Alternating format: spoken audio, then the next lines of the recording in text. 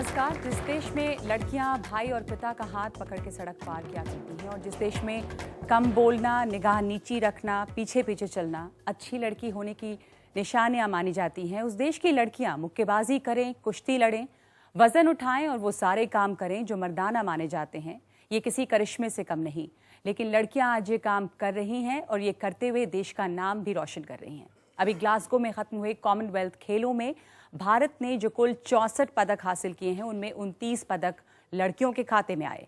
ये समझना बहुत मुश्किल नहीं कि ऐसा सोना चांदी जुटाने के लिए इन लड़कियों को कितना लोहा बनना पड़ा होगा। खेलों में वजन उठाने से पहले उन्होंने जिंदगी के वजन उठाए होंगे, समाज का ताना सुना होगा, बहुत सारे लोगों की फप्तियां झेली होंगी, पास पड़ोस और रिश्तेदारों के मशवरे सहे होंगे कि मुक्केबाजी रुकवाओ और उन लड़कियों की शादी करवाओ।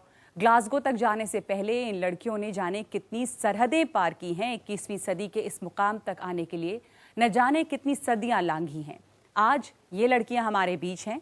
इन लड़कियों को सलाम करते हैं हम लोग और उन तमाम लड़कियों से आपको हम मुखातिब करवाएंगे जो हमारे साथ यहाँ पे हैं। उसके अलावा उनके परिवार के लोग मौजूद हैं, उनके पीछे जो लोग उनकी प्रेरणा बने, उनके कोचेस वो मौजूद हैं और उसके अलावा जो ऑडियंस है यहाँ पर, उनमें बहुत सारे ऐसी बच्चियाँ हैं जो स्पोर्ट्स में हैं, जो आगे बढ़ना चाहती हैं और इसलिए जो रुकावटें उनके रास्ते में अभी आ रही हैं वो उससे जुड़े सवाल पूछना चाहती हैं। हम आपको बता दें हमारे साथ यहाँ पर हैं गीतिका जाखड़, जो महिलाओं की फ्री स्टाइल कुश्ती के 63 किलोग्राम वर्ग के सिल्वर मेडल जिन्होंने हासिल किया है, और उनके माता पिता, उनके भाई भी यहाँ पर हैं। हमारे साथ हैं Shreyasi Singh, women's double trap shooting में सिल्वर मेडल हासिल किया है श्रेयसी ने।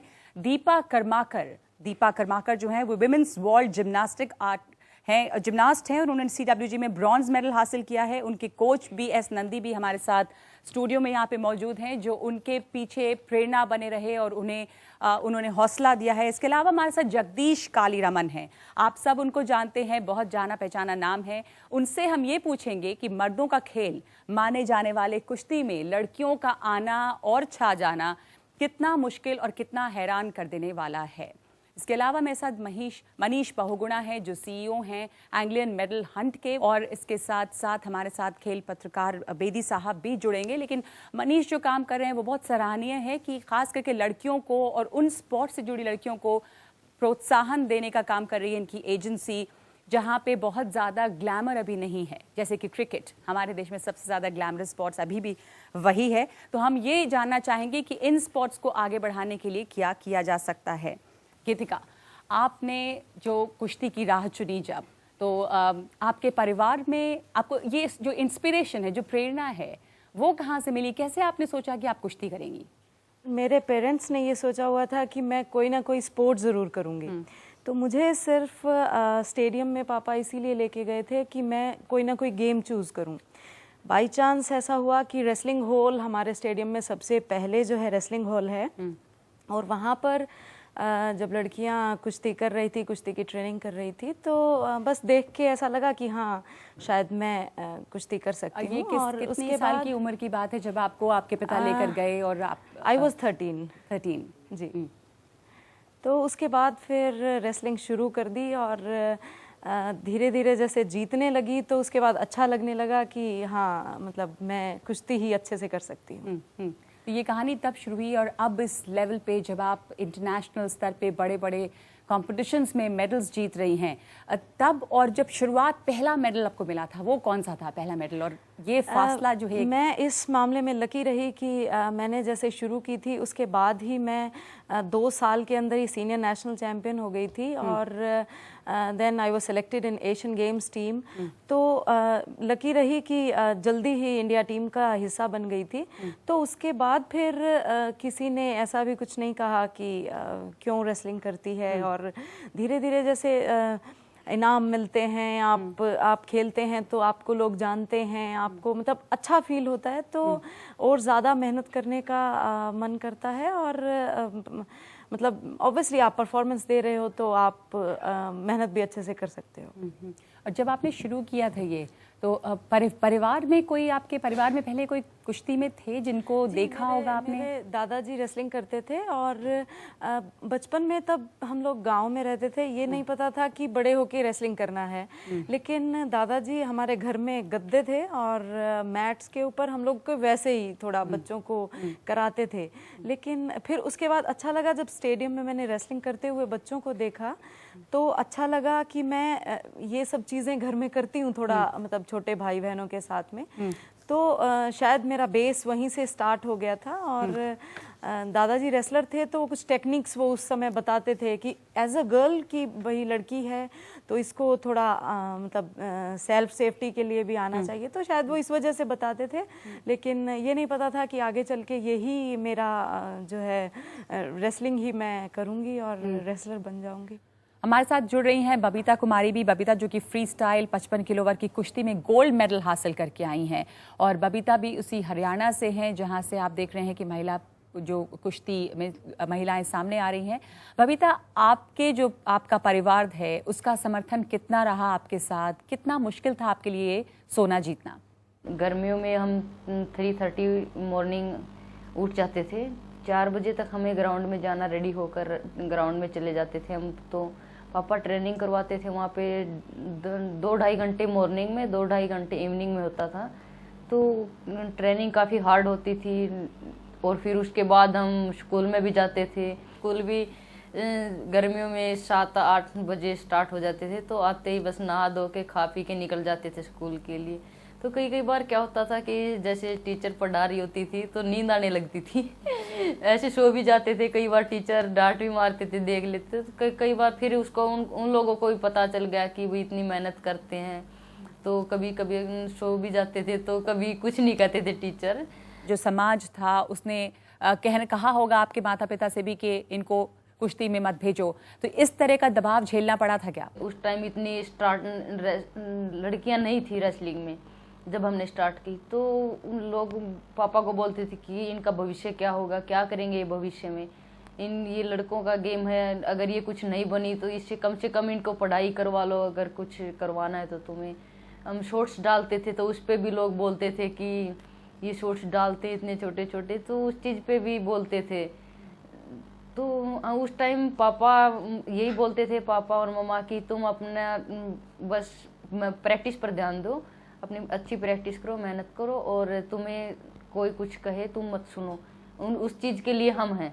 जो जितनी भी लड़कियां हैं अगर कुछ बनना चाहती हैं, कुछ करना चाहती हैं, तो वो पूरी अपनी लगन और मेहनत से लगी रहें। एक दिन वो अपनी मंजिल को जरूर पाएंगी। और उनके माँ बाप को भी बोलना चाहूँगी कि उनके माँ बाप उनका सपोर्ट जरूर करें। अगर आपकी बच्ची कुछ भी करना चाहती है गेम में या कुछ भी बनना चाहती है, तो आप उनका सपोर्ट जरूर करिए। और दुनिया की न सुने, दुनिया की सुनोगे तो शायद पीछे ही रह जाओगे। तो दुनिया की न सुने, अपने बच्चे को उस मुकाम तक पहुंचाए। जिस दिन वो अपने मंजिल पे पहुंच जाएगी, उस दिन दुनिया वाले एक दिन खुद आपके साथ होंगे। हमें तो इतना गौरव है कि हमारे लड़कियों ने इतना नाम कर दिया है कि हिंदुस्तान में 4-4 महीने वो भी नेशनल इंटरनेशनल पदक ले रखी हूँ। शायद दुनिया में ऐसा उदाहरण मिलेगा नहीं। और इसकी 2 बहनें छोटी हैं, वह भी जो है इंटरनेशनल हैं। इससे ज़्यादा खुशी और क्या हो सकती है? जी बिल्कुल। जैसे जब हम वहाँ से मेडल लेके जैसे मैच, तो उस टाइम नॉर्मल थे हम, ऐसा कुछ नहीं था। जैसे ही हम एयरपोर्ट पे पहुँचे, फूलों की माला और मीडिया वगैरह ने जो स्वागत किया और जो मान सम्मान दिया, तो उस टाइम हमें लगा कि हाँ, हम कहीं मेडल लेके आए हैं, कि हम कोई स्टार से कम नहीं है। तो उस टाइम लगा है मुझे। शुरुआत करना कितना मुश्किल था?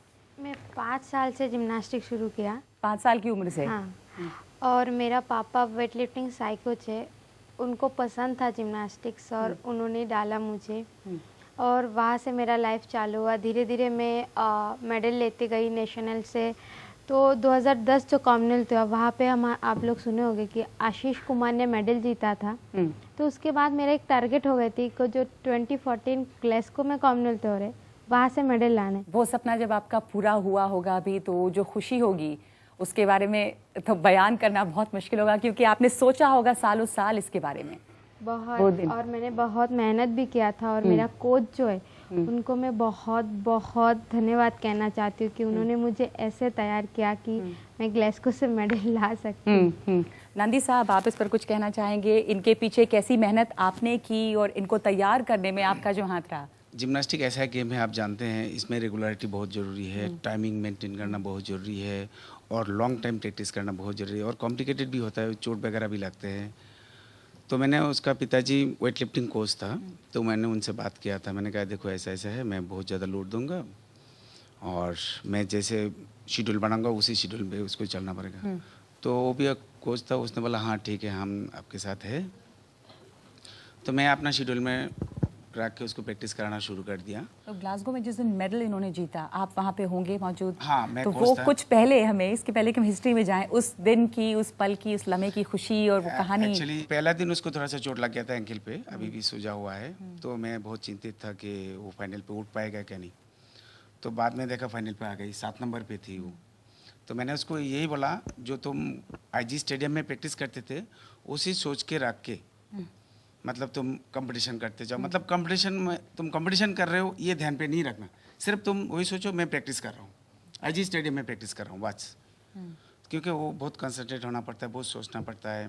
अगर ज़्यादा स्पीड हो गया तो ओवर हो जाएगा, स्लो हो गया तो पीठ में आ जाएगा। तो मतलब ऐसा घड़ी है वो, तो मैं उसके ऊपर ही छोड़ दिया। तो उसने देखा मैं बहुत टेंशन में था, तो उसने बोला सर आप टेंशन मत लो, मैं कर दूंगा। उसने कर दिया। तो मैंने सोच लिया कि आपको यकीन नहीं हो रहा होगा? नहीं, बिल्कुल भी यकीन नहीं हुआ। तो मैंने सोचा मेडल तो एक हो ही जाएगा। तो 0.1 के लिए उसका पेनल्टी हो गया था फर्स्ट बॉल में, 0.1 के लिए उसका ब्रॉन्ज सिल्वर मेडल चला गया। श्रेयसी से बात करना चाहते हैं। श्रेयसी, आप भी ऐसे परिवार से हैं जहाँ शायद बंदूक चलाना जो है वो आपके खून में शामिल था, जी। है ना? आपके पिता इससे जुड़े रहे, आपके दादा भी इससे जुड़े हुए थे। तो ये आपकी शुरुआत या आपको इसमें शौक उनको लोगों को देखने से शुरुआत हुई वहाँ पर? जी हाँ, उनको उन लोगों से जाहिर सी बात है प्रेरणा मिलती रहती थी।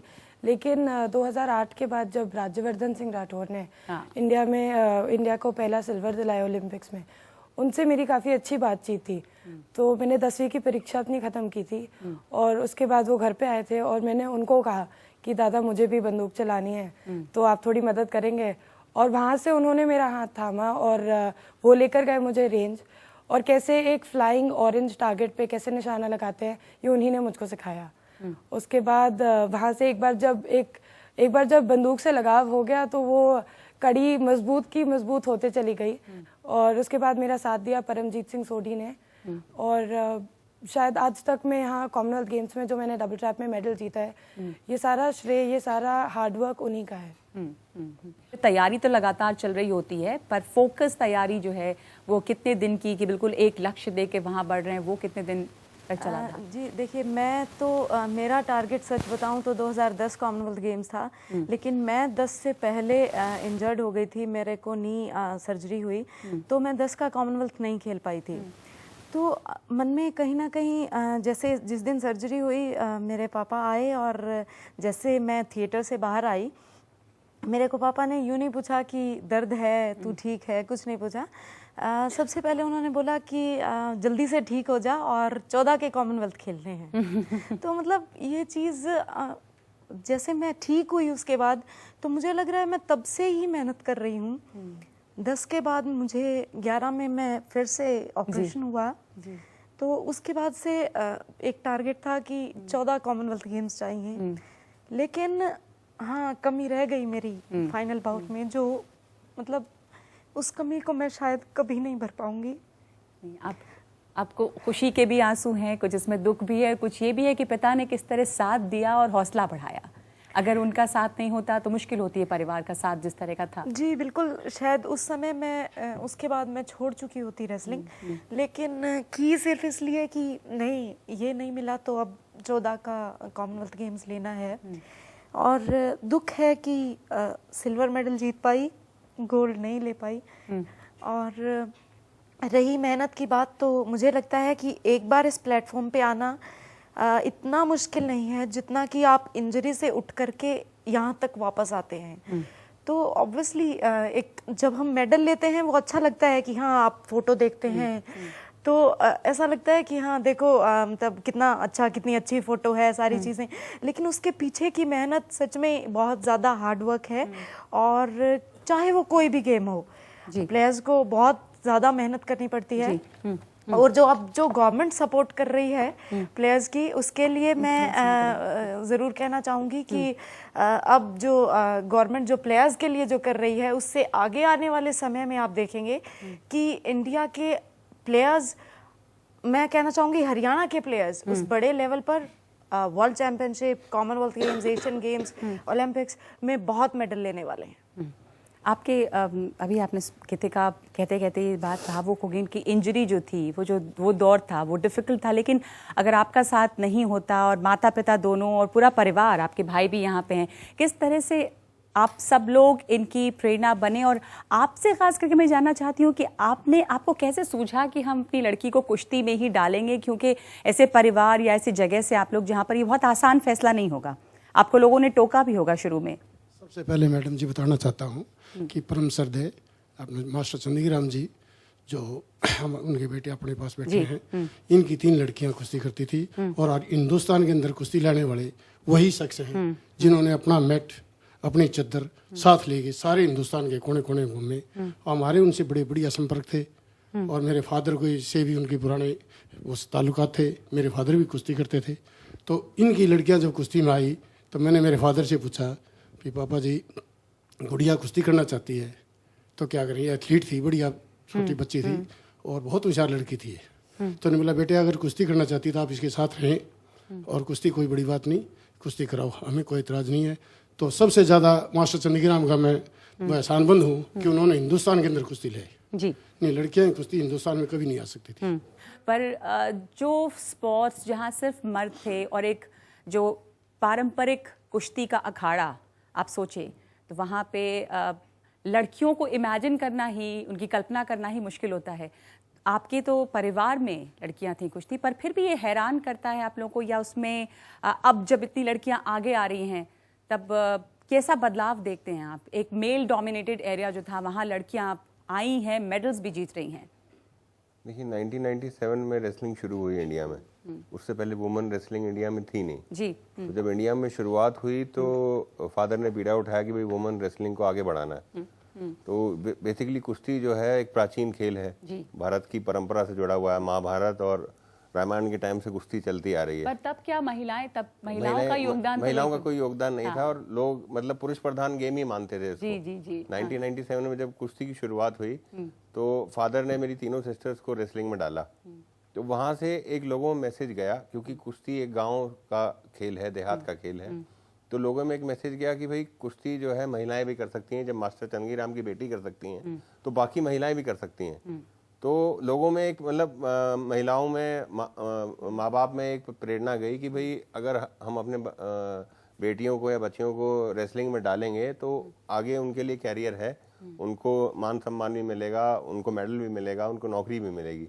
तो वहाँ से एक जो मिथ था वो टूटा कि भाई ये पुरुष प्रधान गेम नहीं है, इसमें महिलाएं आगे आएंगी तो वो पुरुषों से आगे जा सकती हैं। अब आप कॉमनवेल्थ गेम्स 2020 की कॉमनवेल्थ गेम 2014 की बात करें ग्लासगो की, तो वहाँ पे पुरुषों ने 7 मेडल जीते हैं, महिलाओं ने 6 जीते हैं। तो महिलाएं आज पुरुषों से पीछे नहीं है, पुरुषों के बराबर खड़ी हैं। आप जब कंपटीशन के लिए जाती हैं तो जिस तरह की ट्रेनिंग या जैसी फैसिलिटीज उन लड़कियों को मिलती होगी अपने देशों में, जो डेवलप्ड विकसित देश हैं, वहाँ और यहाँ में आपको कुछ कमी लगती है किसी तरह की फैसिलिटीज की? अगर हम बात करें या सरकार की सहायता की बात करें तो कहाँ हम पीछे छूटे हैं अभी? पहले इन चीज़ों की बहुत कमी थी, लेकिन 2008 ओलंपिक्स के बाद हम लोगों को फैसिलिटीज़ मिल रही हैं। इंटरनेशनल लेवल की फैसिलिटीज़ अब हमारे पास हैं। और रही बात की अब्रॉड ट्रेनिंग की, तो अब हम लोग साल में 1 या 2 बार बाहर ट्रेनिंग के लिए भी जाते हैं, महीना या 2 महीने की ट्रेनिंग बाहर करते हैं, उससे भी काफ़ी फ़ायदा मिलता है। छोटे छोटे हमारे शहर हैं या बहुत सारी लड़कियां ऐसे जगहों से भी आती हैं जहां शायद उनको उतनी फैसिलिटीज़ या उतने जो पैसों की ज़रूरत होती होगी ट्रेनिंग के लिए, उसमें कहीं कमी है, उसमें सरकार का सामने आना भी ज़रूरी है, क्योंकि इसमें खर्च तो काफ़ी आएगा। जैसे आप कुश्ती में हैं तो आपका खान पान जो है, डाइट है, उस पर ध्यान देना वो बहुत ज़्यादा ज़रूरी है। देखिए अभी जो ज़्यादातर महिलाएं हैं वो सब हरियाणा से ही हैं। ज्यादा, हाँ। ज़्यादातर महिलाएं जो भारतीय कुश्ती टीम में हैं, तो हमारे पास स्टार खिलाड़ी हैं आज। गीतिका जी यहाँ बैठी हैं, बबीता हैं, विनेश हैं, यूपी से भी हैं। तो हरियाणा के अंदर मुख्यमंत्री जी ने इंफ्रास्ट्रक्चर भी खड़ा किया है, नौकरी भी दी है। वहाँ पे है आप पदक लाओ पद पाओ, एक नीति है। तो वो जो मॉडल उन्होंने खड़ा किया है हरियाणा के अंदर, और हरियाणा इसलिए सबसे ज़्यादा मेडल जीत रहा है, तो वो मॉडल अगर सेंट्रल गवर्नमेंट और स्टेट गवर्नमेंट आधा भी फॉलो कर लेंगी तो भारत का खेल बहुत आगे चला जाएगा। हम 100 करोड़ से ऊपर हैं। अभी भी अगर हम पार्टिसिपेशन देखें स्पोर्ट्स के अंदर, तो आम जनता, आम बच्चे स्पोर्ट्स में पार्टिसिपेट 1% भी नहीं हो पाता है। जब तक पार्टिसिपेशन हिंदुस्तान में खेलों में नहीं बढ़ेगा तो हिंदुस्तान का लेवल नहीं बढ़ेगा और सुविधाएं नहीं बढ़ेंगी।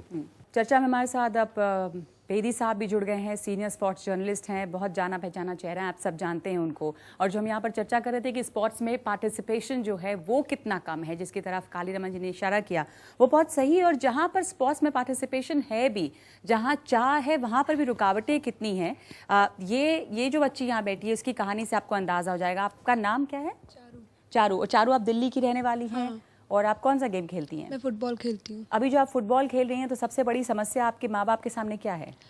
मेरे जैसे कि मैं खेलती हूँ तो सुबह सुबह खेलते हैं हम लोग, तो सन मतलब इतना ज़्यादा ब्राइट होता है, तो मम्मी कहती हैं कि प्लीज़ मत खेलो, कि गेम चेंज कर लो, कोई ऐसा इंडोर गेम ले लो जहाँ पर मतलब कि काले ना पड़े और एकदम कि शादी में प्रॉब्लम होगी, अगर जैसे स्प्रेन हो जाए पैर में तो मम्मी कहती है मत खेलो, अगर टूट गया तो कौन शादी करेगा। ऐसी कहा मतलब ऐसा होता रहता है मेरे साथ। लेकिन ये बहुत सच है गीतिका, नहीं इस तरह की समस्या होती है? आपके साथ कभी हुआ था ऐसा? ये चोट लग जाएगी, कुछ हो जाएगा? अगर ये बात हो तो फिर हमारी तो शादी नहीं होगी। ये जो समस्या इनकी माँ को है, आपकी माता जी यहाँ पर है, आपको कभी ये सोचा आपने कि अब कुश्ती कर रही है, उठापटक, उसमें कहाँ चोट लगेगी? मैं बताती हूँ। मेरा पहली बार जैसे मेरा कान टूटा, रेसलिंग में कान टूट जाता है तो मतलब शेप बिगड़ जाती है कान की। तो अब पैर के चोट लगी, मतलब ऐसे आम दिखाई तो नहीं देता, लेकिन ये चीज है कि आप, हाँ, आपको कोई देखेगा तो आपका कान दिखेगा। मेरी मम्मी ने बोला बेटा प्रसाद बांट दे। तो मतलब ये तो सोच की बात है। अगर आप अपने गेम की पूजा करते हैं तो और मतलब तो आप ये सारी चीजें झेलनी तो पड़ेंगी। और उसको तो आप जो तमाम लोग यहाँ पर बैठे हैं, चाहे वो श्रेयसी हो, दीपा हो, आप तमाम लोगों को कहीं कुछ ये परिवार का सपोर्ट क्योंकि बहुत अहम है, अगर वो साथ ना दें और इस तरह की जो एक रुकावट आती है, और बहुत वो लाजमी भी है कि माँ बाप को लगेगा कि अब आगे चल के क्या होगा, कोई शादी करेगा नहीं, काली पड़ जाएगी। हिंदुस्तान में है वहाँ काला गोरा का बहुत बड़ा अभी तक तमाशा है ही।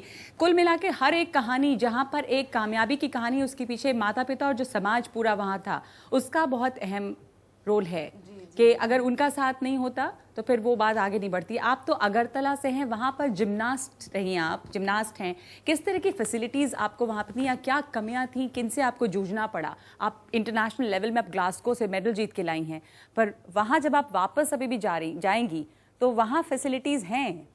पहले नहीं था, लेकिन 2010 कॉमनवेल्थ के बाद हमारा Sai sports authority of India हमें एक सेट दिया जो इंटरनेशनल इक्विपमेंट जिम नोवा का है।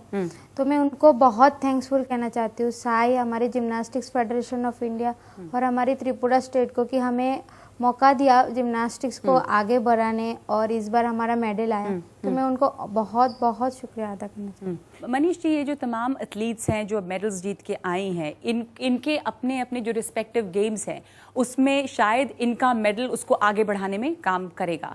आपकी जो संस्था है वो इन लोगों को आगे बढ़ाने में किस तरह का काम करती है? नॉर्थ अमेरिका में, यूरोप में, ऑस्ट्रेलिया में ग्लोबल बेस्ट प्रैक्टिसेस जो हैं वो इंडिया में नहीं है स्पोर्ट्स में। तो इनको अपने एथलीट्स को कैसे एक्सेस कराना है, कई चीज़ें उसमें, लो ऑक्सीजन सिस्टम्स हैं, बायोमैकेनिक्स है, न्यूट्रिशन की अंडरस्टैंडिंग, कंपटीशन में न्यूट्रिशन क्या होना चाहिए, कंपटीशन के बाहर क्या होना चाहिए, वेरियस डिसिप्लिन्स में डिस्कस थ्रो का न्यूट्रिशन क्या है, बॉक्सिंग का न्यूट्रिशन, ये थोड़ा कटिंग एज साइंस स्पोर्ट्स में है नहीं इंडिया में। सो ये तो पहली चीज़ है कि जितनी भी ग्लोबल बेस्ट प्रैक्टिसेस है, यूसेन बोल्ट क्या प्रैक्टिस कर रहे हैं, वही चीज़ हमारे बच्चों को भी इम्प्लीमेंट करने की एक्सेस मिलनी चाहिए। तो सबसे ज़्यादा तो कंपनी इसके ऊपर ध्यान देती है, जो best practices across the world should be available to these और athletes. कौन से गेम्स हैं जिनके ऊपर आप लोग फोकस कर रहे हैं? अभी तो हमने 3 शूटिंग, बॉक्सिंग, एथलेटिक्स में कर रहे हैं और तीनों ही स्पोर्ट्स में मैं कहना चाहूँगा लड़कियों का परफॉर्मेंस स्पेक्टेकुलर है। पहले हमने बहुत सारी कहानियां देखी हैं कि अपने ज़माने के नामी गिरामी स्पोर्ट्स पर्सन जो कि बहुत जो ग्लैमरस स्पोर्ट्स उनसे ना जुड़े हों वो खो से जाते हैं उसके बाद। हम पैसे देते हैं, हम गवर्नमेंट जॉब्स देते हैं। प्रॉब्लम ये होती है कि ये जो लड़के या लड़कियां जो गवर्नमेंट जॉब तो मिल जाती है पर्टिकुलर स्टेज पे यंग में, जब वो स्टारडम से खत्म होता है तो जो ऑफिसर होता है वो कहता है यार ये कहाँ से ले आए, इनको तो कुछ काम करना ही नहीं आता। यहाँ तो आप बड़े चलाक हो या पढ़े लिखे हो, पढ़ाई करते नहीं है। उस वक्त हम आ जाते हैं ग्लैमर में आ जाते हैं। भाई साहब कह रहे हैं कि खिलाड़ी जो होते हैं वो अनपढ़ होते हैं। मैंने ये नहीं कहा सर जी प्लीज मेरी बात सुनो। मैंने कहा ही नहीं अनपढ़। आपने ये कहा नहीं, इन्होंने ये कहा कि सरकार में नौकरी दे देते हैं और उसके बाद में आकर जब इनकी गेम छूट जाते हैं तो इनके डिपार्टमेंट ये कहते हैं जुलूस कहाँ से हाँ, ये तो ये आपने कहा ना, वो सेम जुलूस और अनपढ़ से अनपढ़ तो बढ़िया शब्द है। मैं आपको तजुर्बा बताता हूं, मैं आपको नाम दे सकता हूं। गीतिका जाखड़ 2008 में डीएसपी लगी हरियाणा पुलिस के अंदर और एचपीएस भी उस टाइम 22 लगे हरियाणा पुलिस के अंदर। डायरेक्ट एचपीएस जो पेपर दे गए हरियाणा के टॉपर लड़के, उनको गीतिका ने एग्जाम के अंदर सबको बीट किया और 50 नंबर इसके सबसे ज्यादा थे। आप बताओ ये अनपढ़ खिलाड़ी क्या अनपढ़ कैसे हो सकते हैं जिसमें पुलिसिंग के साथ साथ पढ़ाई भी की है। हमने स्टेट से बड़े एक्सपेक्ट करने शुरू कर दिया। State has no role to play. आपको स्टेट बेसिक फैसिलिटी देता है जैसे हर जगह होता है। अगर अच्छी फैसिलिटीज से ही सब कुछ होता तो saint Stephen college, modern school, Delhi public school के सारे लड़के चैंपियन होते। आपने कभी सुना है इनमें से कोई जीतता हुआ? इतने बड़े बड़े ग्राउंड हैं दिल्ली के अंदर कनॉट प्लेस के अंदर आपके पास इतना बड़ा ग्राउंड है मॉडर्न स्कूल का। आपने सोचा कोई इन दिनों उसकी टीम ने कोई जीता हो? जैसे इनके पिता छोटे से इनको कुश्ती में डालने के लिए तैयार थे, वो छोटे से उनको जिम्नास्ट 5 साल की थी। तो अगर कोई गाइड करे, अगर है अगर फैमिली का बैकग्राउंड है और माता पिता को पता है कि करना है तो अलग बात। अब फैमिली कहने जैसे उस बच्चे ने कहा, आई थिंक अगर मेरी बेटी तो मैं भी यही कहता। उन्होंने तो अपना कहा ना, और मैं अपनी बेटी को कहता क्या कर रही भैया तुम्हारी शादी में फिर कहाँ से ढूंढूंगा लड़के को कि तुम्हारी टांग टूट के या कुछ हो गया। तो ये बड़ा ये बेसिक फैक्ट्स हम इंडिया में चाहते हैं उस समाज की आप मानसिकता को पहचानिए। ये कहना बड़ा आसान है, मगर एक बात बता दूं, ये कहना जैसे जगदीश जी कह रहे थे कि गवर्नमेंट पैसे दे। देखिए गवर्नमेंट पैसे देने में कई लोगों का ब्लड प्रेशर हाई होता है आजकल कि साहब हम बैठे हैं, नौकरियां मिल नहीं रही, आप 2-2 करोड़ दे रहे हैं। हम कॉमनवेल्थ गेम्स में हमने मेडल लिए हैं, हमें एक मेडल मिला है, गवर्नमेंट उसके ऊपर कुछ नहीं देगी तो उस मेडल का क्या फायदा? मतलब हमें उस मेडल का क्या मिलेगा? हमारे पीछे और जो खिलाड़ी खेल रहे हैं वो किस लिए कुश्ती करेगा? गवर्नमेंट ऑफ इंडिया का एक सेट पैटर्न है कि आप ओलंपिक जीतेंगे इतना मेडल, कॉमनवेल्थ जीतेंगे, ये एशियन गेम्स हर जगह। ये ऐसा नहीं है कि मैं किसी मेडल, ये तो होना चाहिए। जब आपको प्राइवेट जैसे मैं आता हूँ या किसी जगह नौकरी करूंगा तो इंक्रीमेंट तो मिलनी चाहिए। ये तो ये मुझे पैसे मिल गए तुम्हें वो है। मैंने कहा ये अपना धपड़ी देते हैं ना जो आज बैठा, जैसे आज जीतू राज ने कहा कि मैं तो यूपी से माइग्रेट कर रहा हूँ, सबको करोड़ों रुपए मिल रहे हैं, मुझे नहीं मिल रहे। वो मैं कह रहा हूँ, मेरा ये नहीं है। जो government has already decided, Sai का या स्पोर्ट्स अथॉरिटी ऑफ इंडिया का, और आपको नौकरियां मिल रही। मैंने आपको एग्जाम्पल दिया था नौकरियों का। क्या आप जरूरत है कि सरकार को छोड़ के प्राइवेट एजेंसीज ऐसी प्राइवेट को तो करना चाहिए, ओन करें और लोगों को बढ़ाएं आगे कि अगर हम जैसे आप क्रिकेट में देख रहे हैं कि ये लीग्स वीग्स बन गई, खैर उसकी बड़ी सारी खामियां भी हैं, लेकिन स्पोर्ट्स पर्सन्स को ओन करें, उनको प्रोत्साहन दें। श्रेयसी आपको लगता है किस तरह की चीज की जरूरत है? आपका जो अब शूटिंग में है हाँ, तो वो एक अलग लीग का खेल है, वहां पर शायद आपको इस तरह की प्रॉब्लम नहीं आती होगी, लेकिन आपको भी इस तरह की कुछ हर्डल्स के बारे में आप कुछ कहना चाहेंगी? नहीं, पहले तो जैसे बेदी जी बता रहे थे हमें कि किसी ने डिमांड की है स्टेट से प्राइज मनी की या किसी चीज़ की, तो मैं सब लोगों को बता दूं कि मैं खुद बिहार स्टेट से खेलती हूँ। हाँ, थोड़ा गरीब राज्य है, उतना सक्षम नहीं है, लेकिन अभी तक मुझे वहाँ से एक वर्ड ऑफ अप्रिसिएशन या एक वर्ड ऑफ एक्नॉलेजमेंट जिसको हम कहते हैं वो तक नहीं मिला है। तो क्या मैं इतनी उम्मीद नहीं रखूंगी कि जब मेरा मेडल आया है तो वहां से या सराहना कम से कम हो, कि वहां से एग्जैक्टली वहां से कुछ मतलब इसको किसी तरह नवाजा जाए। मैं ये नहीं कह रही मुझे इतने पैसे चाहिए या कुछ, लेकिन mere word of letter of appreciation। जी, तो वो जब नहीं मिलता है, आप जीतते हैं मेडल्स और अप्रिसिएशन, अब जब जैसे हमने बहुत सारे, अब जगदीश जी आप भी इस पर कुछ कहना चाह रहे थे, आपके कुछ पॉइंट था इसमें। मैं इनका दर्द समझता हूँ। अगर ये क्रिकेटर होती तो शायद किसी ने जहाँ क्रिकेट नहीं देखी, बैट बॉल पता भी ना हो, वो आ जाता उनको। ये तो है इसमें सब में होड़ लग जाती कि कैसे उनको हम फेलिसिटेट करें। किसी को पता भी नहीं क्रिकेट होती क्या, क्यों खेलते हैं, लेकिन सारे हैं। लालू प्रसाद यादव लड़ाई कर रहे हैं कि बिहार क्रिकेट एसोसिएशन के प्रेसिडेंट बने, हालांकि उनको पता ही नहीं है क्रिकेट, मगर क्योंकि ग्लैमर है और वो मीडिया की उसका जिम्मेदार हम भी हैं। अपने देश में जो खेल हो रहा है वो सम्मान के लिए हो रहा है, देश का सम्मान बढ़ाने के लिए हो रहा है, मान सम्मान पाने के लिए हो रहा है। ये तीनों महिला खिलाड़ी बैठी हैं तो ये मान सम्मान, देश का मान सम्मान बढ़ाने के लिए और अपना मान सम्मान के लिए खेल कर रही हैं।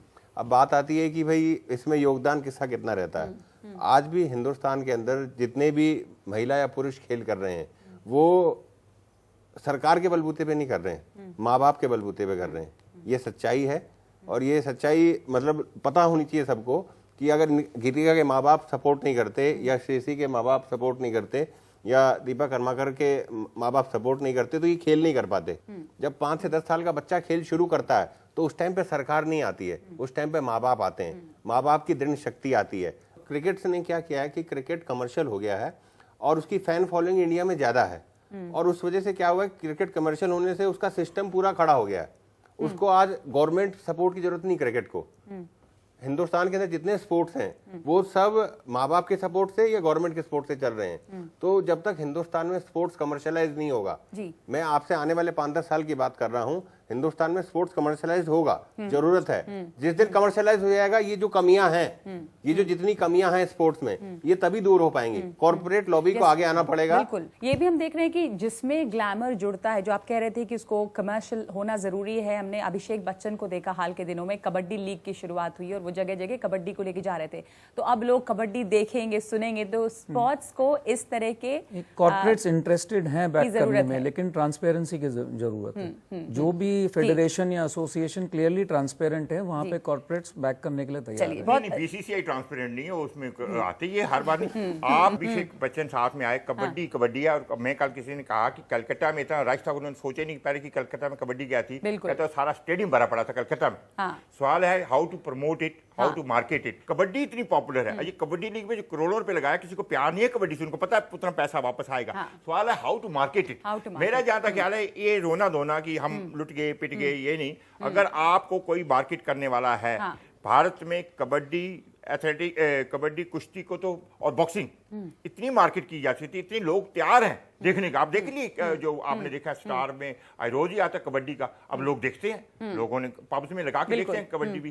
तो ये है कि how you are able to market, जैसे मार्केट करेंगे वैसे ही होगा। छोटा सा हम ब्रेक ले लें अभी, उसके बाद वापस आएंगे। और ये जो सवाल यहाँ पर और बच्चों की वो भी, और जो मार्केटिंग की बात हो रही है कि कैसे इन गेम्स को मार्केट किया जाए, खास करके ऐसे वक्त में जब इसमें मेडल्स आ रहे हैं और लड़कियां लेकर आई हैं, उस वक्त जरूरत है कि देश जो है उसको वापस में आऊंगी ब्रेक के बाद। एक मिनट, ये दीपा से मैं इसलिए माफी मांगना चाहता हूँ कि ये जो गलतफहमी फैल गई ना, हरियाणा ने अनाउंस करके हमने सबने सोचा सबको करोड़ों रुपए मिल गए, ये बेचारी को चिट्ठी तक नहीं मिली।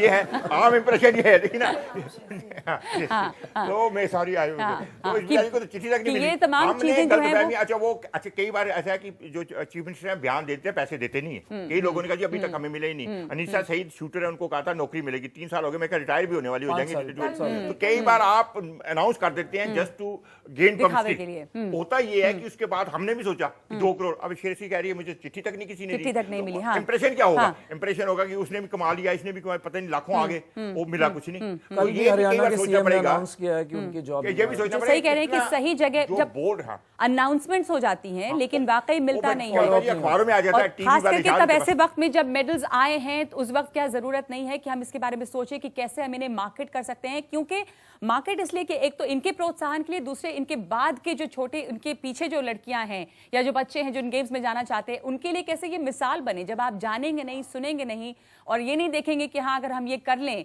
तो हमें भी ये हासिल हो सकता है, तो फिर इसको करने की कोई चाह भी नहीं रहेगी। शायद इसलिए ज़रूरत है। और हम ये जो ऑडियंस है यहाँ पर, उसमें बहुत लोग, बहुत बच्चियां ऐसी हैं जो स्पोर्ट्स खेल रही हैं, नेशनल लेवल पे भी, डिस्ट्रिक्ट लेवल पे भी, स्टेट लेवल पे भी, और उनके सामने जो समस्याएं आ रही हैं वो उसके बारे में चर्चा करना चाहती हैं। उनके सवाल लेंगे हम इस ब्रेक के बाद।